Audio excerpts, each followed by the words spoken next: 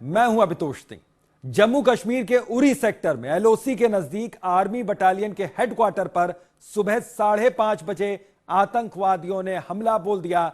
सेना ने ऑपरेशन में सभी चारों आतंकियों को ढेर कर दिया है। एनकाउंटर खत्म हो गया है, लेकिन सर्च ऑपरेशन अभी भी पूरे इलाके में जारी है। सूत्रों के मुताबिक हमले में 5 जवान शहीद हुए हैं, जबकि कई जवानों के घायल होने की खबर है। घायल जवानों को एयरलिफ्ट कर हॉस्पिटल ले जाया गया। हमले की जानकारी मिलते ही सेना तुरंत मोर्चे पर डट गई। गृह मंत्री राजनाथ सिंह ने आपात बैठक बुलाई और अपना रूस और अमेरिका का दौरा रद्द कर दिया।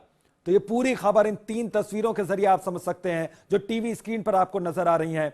सेना के हेडक्वार्टर पर हमला होता है, आसपास धुएं का गुबार ये तस्दीक करता है कि वहां पर फायरिंग हुई है, धमाके हुए। दूसरी तस्वीर है कि सभी आतंकियों को ढेर कर दिया गया, बावजूद इसके सर्च ऑपरेशन चलाया जा रहा है। सेना का हेलीकॉप्टर लगातार पूरे इलाके पर मंडरा रहा है, नजर रख रहा है। तीसरी तस्वीर है गृह मंत्री राजनाथ सिंह की, जिन्होंने आज 12 बजे आपात बैठक बुलाई है। रक्षा मंत्री मनोहर पर्रिकर उसमें शामिल होंगे, सेना अध्यक्ष उसमें शामिल हो सकते हैं। इसके अलावा जम्मू कश्मीर की मुख्यमंत्री महबूबा मुफ्ती से भी उन्होंने फोन पर बातचीत की है। राजनाथ सिंह ने रूस और अमेरिका के दौरे पर वो जा रहे थे, उसे फिलहाल टाल दिया गया है इस आतंकी हमले के मद्देनजर। तो सुबह 5:30 बजे सेना के हेडक्वार्टर पर आतंकियों ने हमला बोल दिया। उसमें घुसे आतंकी, लेकिन सभी आतंकियों को ढेर कर दिया है सेना के जवानों ने। हालांकि हमले में 5 जवानों के शहीद होने की खबर जरूर आ रही।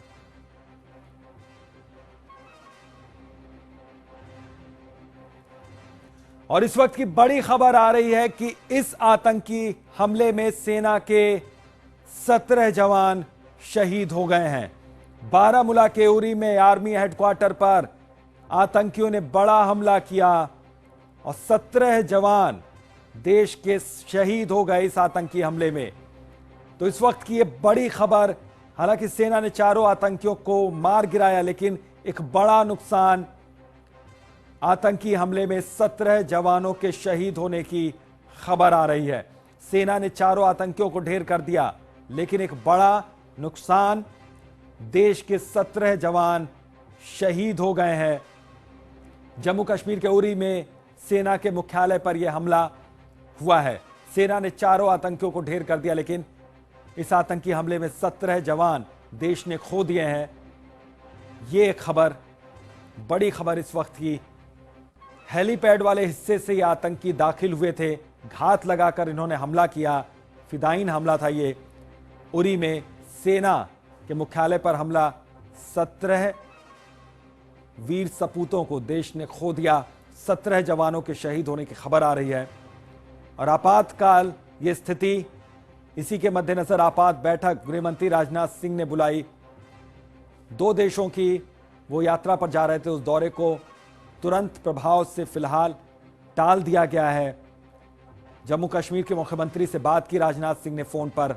इसके अलावा रक्षा मंत्री मनोहर पर्रिकर आपात बैठक में शामिल होने के लिए पहुंच रहे हैं। सेना अध्यक्ष दलबीर सुहाग भी पहुंचेंगे इस बैठक में शामिल होने के लिए। इसके अलावा कई और लोग इस आपात बैठक में शामिल होंगे। तो कश्मीर में जब से हालात खराब हुए हैं, उस वक्त से ही नजर है केंद्र की लगातार हालातों पर। और आज ये एक बड़ी खबर आई है, दुख की खबर। देश के 17 जवान शहीद हो गए, वीर सपूतों को खो दिया देश ने। बारामूला के उरी में आर्मी हेडक्वार्टर पर यह बड़ा हमला हुआ। सुबह 5:30 बजे 3 से 4 आतंकी हेडक्वार्टर में घुसते हैं और घात लगाकर हमला कर देते हैं। तो देश के 17 जवान शहीद हो गए। राजनाथ सिंह ने आपात बैठक तुरंत बुलाई है। 12 बजे ये बैठक हो जाएगी। सुबह 5:30 बजे 3 से 4 आतंकियों के घुसने की खबर आई। उसके बाद जवाबी फायरिंग की गई सेना की ओर से।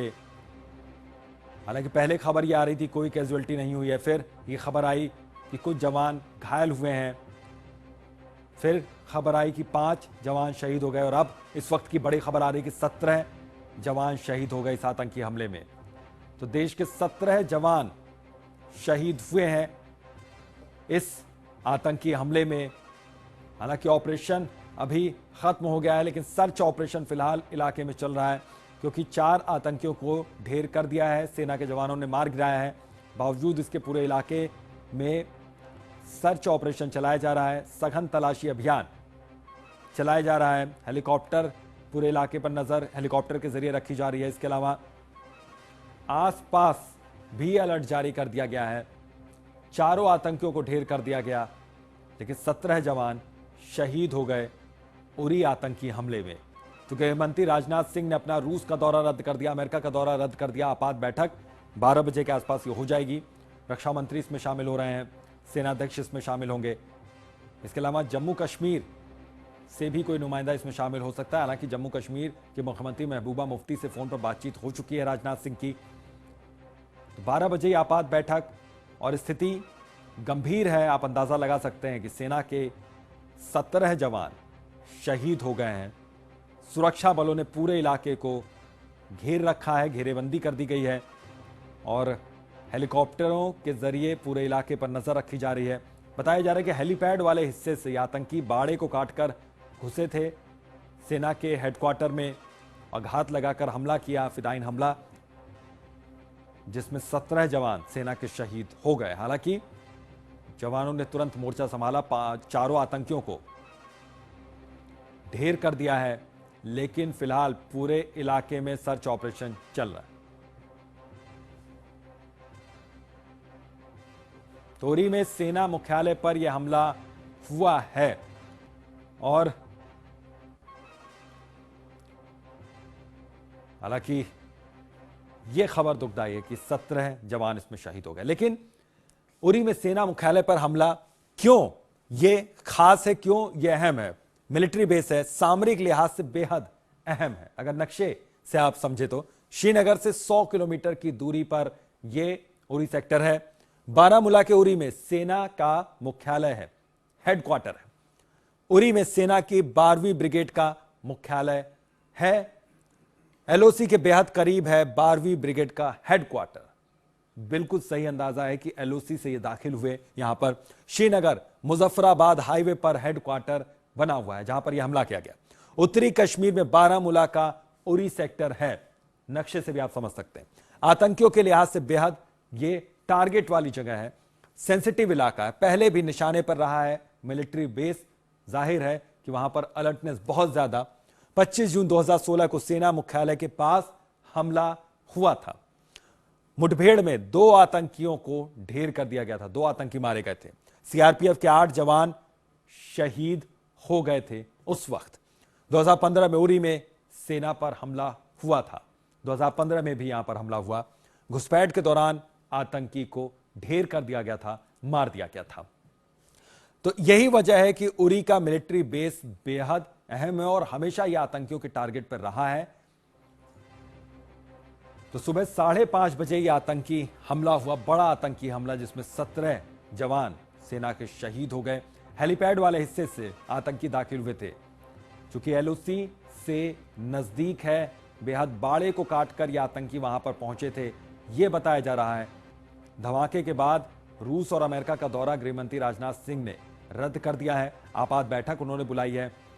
पूरे इलाके में सेना का सर्च ऑपरेशन अभी चल रहा है। 17 जवानों के शहीद होने की खबर आ रही है। तो 12वीं ब्रिगेड के कैंप पर यह हमला हुआ सुबह 5:30 बजे। बताया जा रहा है कि बाड़ा काटकर एलओसी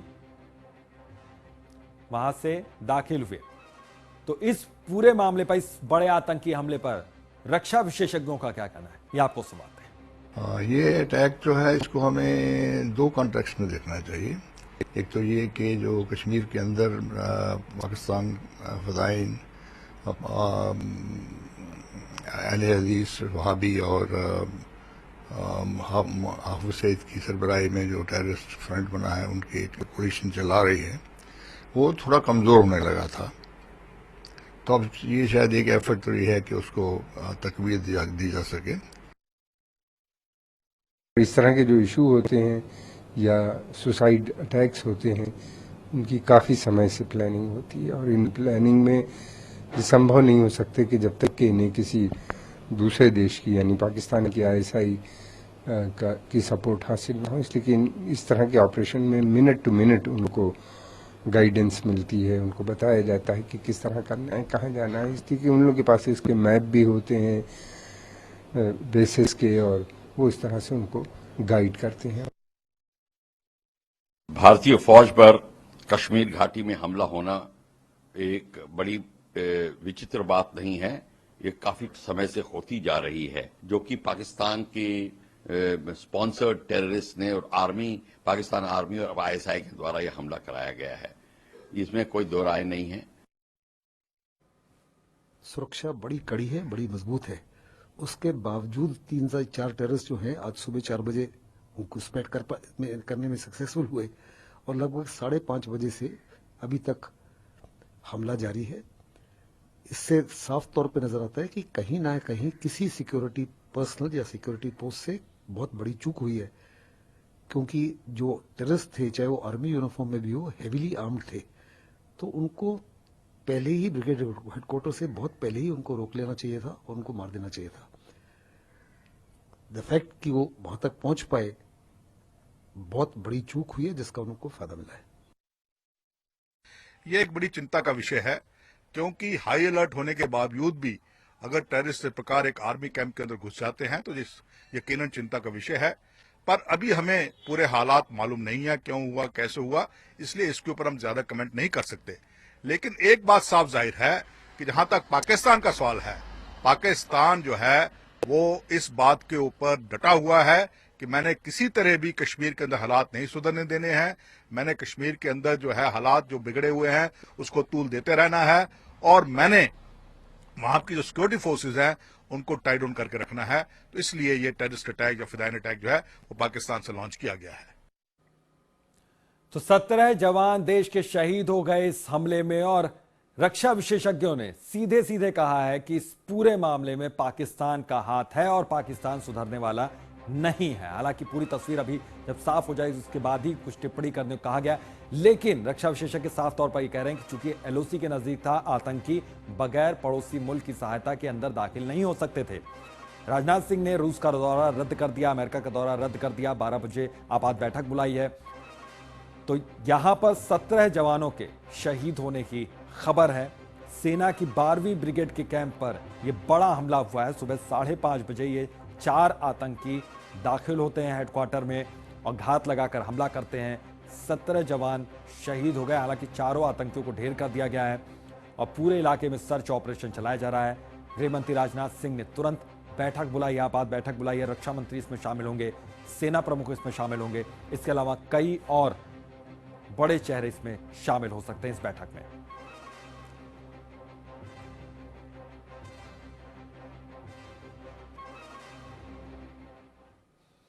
अब आइए सुनते हैं कि इस मसले पर एनपीपी और कांग्रेस का क्या कुछ कहना है।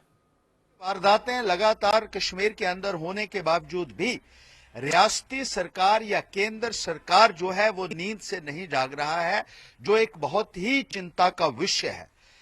हम ये समझते हैं कि जो मौजूदा गठबंधन है, जहां पीडीपी ने यह ऐलान किया था कि वो अपीजमेंट पॉलिसी जो है वो फॉलो करना चाहते हैं, और भारतीय जनता पार्टी ने सत्ता की खातिर पीडीपी के तमाम एजेंडे को न केवल अपना लिया है बल्कि एक आत्मसमर्पण कर दिया है उनके समक्ष। जम्मू कश्मीर के हालात अभी भी संवेदनशील हैं। प्रधानमंत्री और उनकी सरकार जम्मू कश्मीर में कोई भी पहल नहीं कर